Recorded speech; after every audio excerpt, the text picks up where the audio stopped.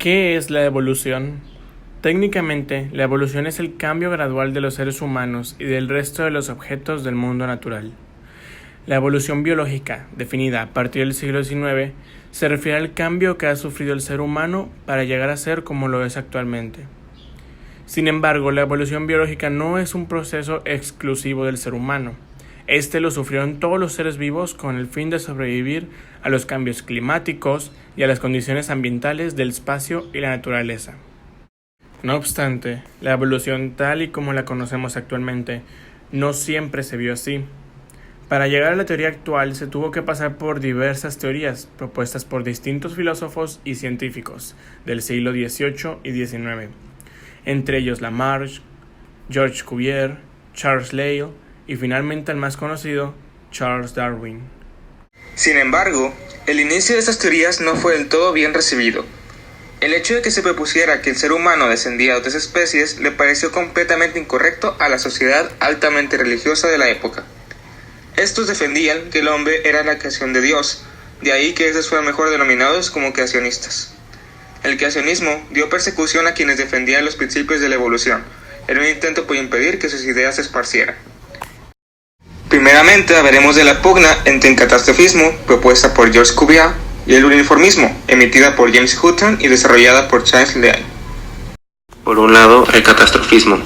Es una teoría que plantea que en el pasado el mundo sufrió eventos climáticos y catástrofes, como terremotos e inundaciones, que causaron que en diferentes lugares del mundo los animales murieran.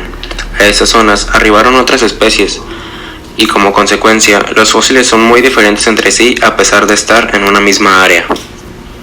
Si bien los religiosos siempre tuvieron una idea catastrófica de la historia del planeta, Georges Cuvier utilizó evidencias científicas y no bíblicas para probarlo. Cuvier estudió fósiles de mamuts y de elefantes y descubrió que eran dos especies diferentes, una extinta y la otra todavía existente. De estos estudios sacó la conclusión de que la Tierra es mucho más antigua de lo que pensamos y estaba en lo correcto.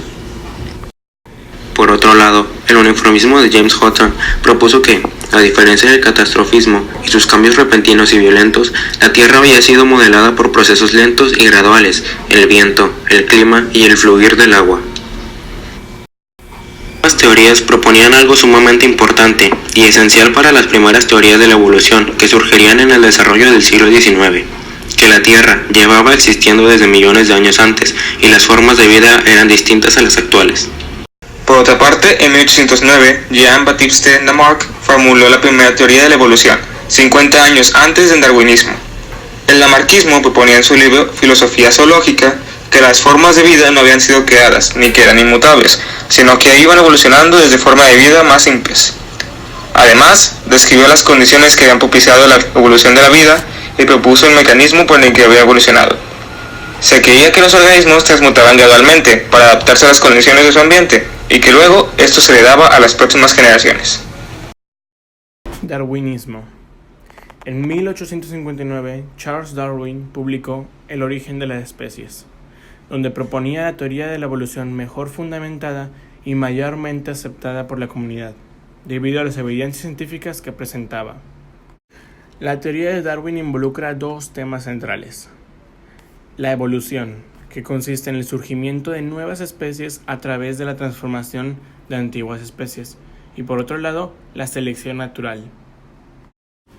La argumentación es la siguiente: los organismos vivos se reproducen e incrementarían su número indefinidamente si no los limitara la muerte. Al reproducirse, heredan sus características a sus descendientes, pero estas presentan variaciones, y algunas de ellas afectan sus capacidades de supervivencia y reproducción. Los organismos cuyas características son más favorables para la supervivencia y la reproducción tienen más descendientes, a quienes transmiten esas características, con lo que, generación tras generación, cambian las características presentes en una población. Eso es la selección natural. La teoría de la selección natural explica el cambio evolutivo y predice que los organismos mantendrán las características que mejoren sus capacidades para sobrevivir y reproducirse en el medio que vivan. En la actualidad, la evolución se fundamenta en 5 principales aspectos. Uno de ellos, la ya conocida selección natural. Además de la evolución se puede ver afectada por factores como la muerte de los organismos de una especie, pues sus características genéticas se perderían y con esto el acervo genético sería modificado, beneficiando a un cierto grupo de genes. Otro factor a considerar es la forma en la que los individuos se reproducen, pues si esto no se da aleatoriamente y se eligen ciertos rasgos entre ellos para formar parejas, los rasgos no atractivos irán desapareciendo con el paso del tiempo. Ejemplo de esto lo podemos observar en el emparejamiento de ciertas aves como los pavos reales, donde las hembras eligen a los machos dependiendo del plumaje de estos, por lo que los de plumaje menos atractivo cuentan con menos probabilidades de heredar sus genes. Por otra parte, la evolución también puede surgir de manera espontánea, mediante un proceso que se conoce como mutación. En un nuevo rasgo genético aparece como resultado a alguna exposición anormal, lo que altera las características del individuo y además permite que esta nueva característica se herede. Finalmente, el flujo de genes es otro aspecto que se refiere al movimiento de la población. El traslado de las especies hace que los individuos que decidan quedarse o trasladarse modifiquen la probabilidad de heredar sus genes. Para explicar mejor el tema de la evolución, usaremos un ejemplo particularmente conocido, las tortugas y su caparazón. El caparazón de las tortugas fue desarrollado con el paso del tiempo. En un principio no contaban con este.